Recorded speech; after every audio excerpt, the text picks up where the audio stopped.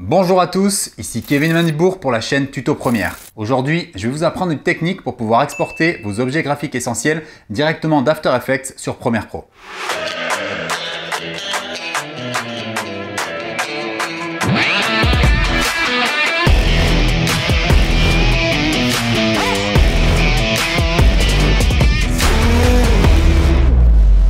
Vous êtes de plus en plus nombreux à me suivre sur Tuto Première. Je vois tous vos commentaires, vos partages, vos likes, etc.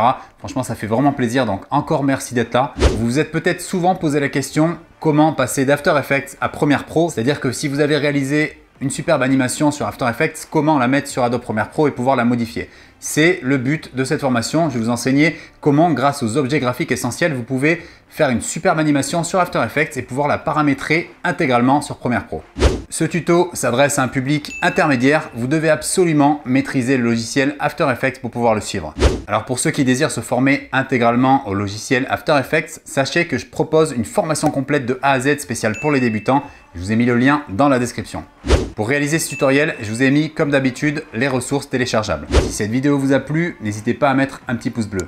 Si vous ne connaissiez pas cette chaîne, vous pouvez dès à présent vous abonner et activer la petite cloche parce qu'ici je propose régulièrement de nouveaux tutoriels sur le logiciel.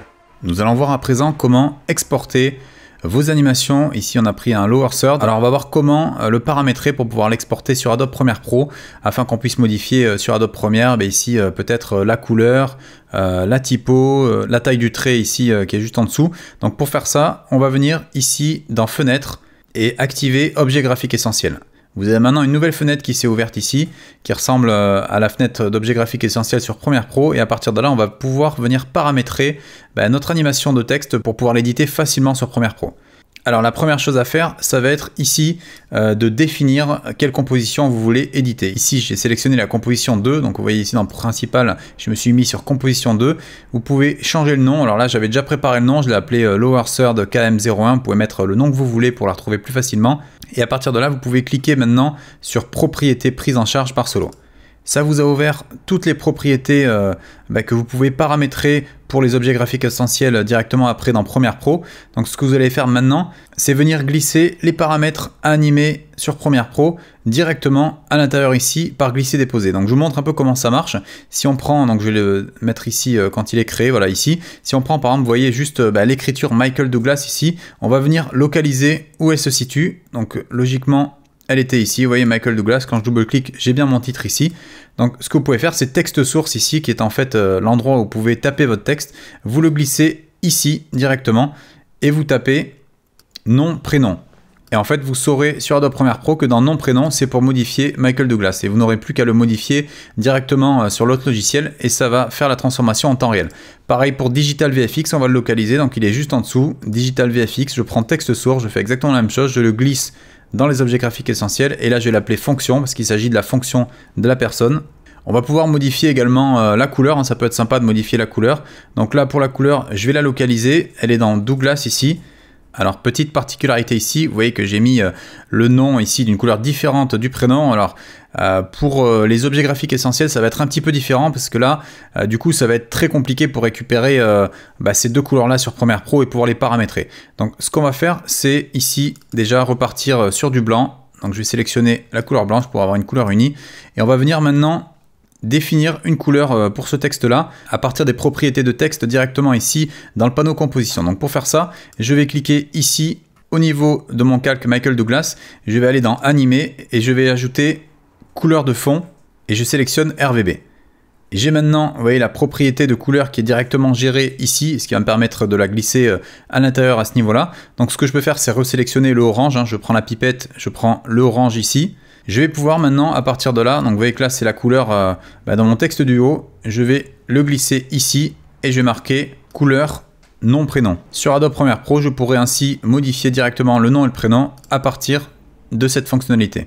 Si vous désirez également modifier la couleur du dessous, du texte en dessous, vous pouvez faire la même méthode. Vous allez ici dans Digital VFX, vous faites animer, couleur du fond, RGB, et vous glissez couleur de fond ici à ce niveau-là, et vous mettez couleur fonction. On peut d'ailleurs reprendre une couleur blanche pour avoir comme tout à l'heure. Vous pouvez également définir la taille ici de la bande parce qu'une fois que vous allez modifier sur Adobe Premiere, vous allez avoir la bande qui ne va pas être de la bonne taille. Donc là, on va aller sélectionner la propriété qui nous permet de modifier la taille de ce trait. Donc pour faire ça, je vais venir ici au niveau du calque de forme, qui est le calque de forme, c'est bien le trait que j'ai ici. Et si je descends dans les propriétés, donc là je suis dans contenu, je descends un peu plus bas, vous avez dans transformer forme 1, vous avez l'échelle ici. Alors regardez ce qui se passe si je modifie l'échelle, vous voyez que ça va vers le bas, donc c'est pas bon du tout. En fait, ce que je vais pouvoir faire, c'est désactiver les contraintes pour me permettre de modifier tranquillement ici l'horizontalité de mon calque. Donc quand j'ai ça, je vais pouvoir prendre l'échelle et la faire glisser à ce niveau-là. Et là, je vais pouvoir marquer longueur trait.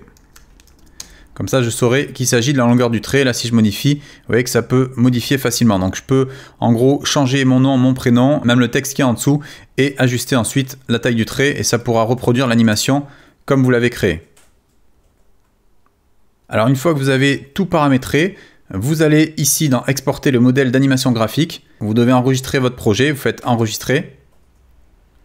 Et à partir de là, vous pouvez choisir la destination. Alors, je vous conseille de mettre ma bibliothèque. Vous le retrouverez beaucoup plus facilement dans vos objets graphiques essentiels.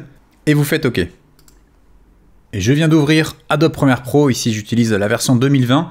Et je vais maintenant pouvoir rechercher mon objet graphique. Donc là, vous allez dans Fenêtre, comme sur After Effects. Vous allez cliquer sur Objet graphique essentiel. Ça vous les affiche ici. Vous pouvez maintenant aller dans votre bibliothèque, donc là j'ai affiché la bibliothèque, vous voyez qu'on a Lower Thirds KM01, celui qu'on a créé sur After Effects, et vous le faites tout simplement glisser dans votre timeline. Vous avez un petit temps de chargement, parce que ça doit le créer pour Adobe Premiere depuis After Effects, ça peut prendre un peu de temps selon votre configuration. Une fois que le texte a été chargé, vous pouvez le visionner directement dans votre timeline, et vous voyez que là, on a donc l'animation qu'on a créée sur After Effects. Ce qu'on va pouvoir faire ici, c'est tester pour voir si ça a bien marché. Donc vous voyez tout ce qu'on a créé tout à l'heure. Donc il y avait ici nom, prénom, fonction, tout ce qu'on a fait. Regardez si je modifie. Si je mets par exemple Motion Design, vous voyez que ça l'a modifié automatiquement. Et comme je vous disais, la longueur du trait, vous voyez qu'elle n'est pas adaptée. Donc vous pouvez la modifier ici comme on a paramétré tout à l'heure. Regardez, si je mets comme ça, ça me permet de l'ajuster très facilement. Et là, on peut regarder. On peut voir que ça a bien modifié en respectant la taille adaptée au texte du dessus. Cette vidéo est à présent terminée. Merci de l'avoir suivi. N'oubliez pas de mettre un petit pouce bleu si cette vidéo vous a plu. Vous pouvez également vous abonner à la chaîne et activer la petite cloche pour recevoir en temps réel les notifications à chaque fois que je sortirai une nouvelle vidéo. Cela m'encourage, je vous le répète souvent, mais ça me permet de développer la chaîne, d'avoir de plus en plus de public et de vous apporter du contenu de plus en plus qualitatif. Vous pouvez également me retrouver sur les réseaux Twitter, Instagram et Facebook. Vous pouvez également retrouver tous mes travaux sur mon site officiel. Je vous dis à la prochaine et d'ici là, restez créatifs.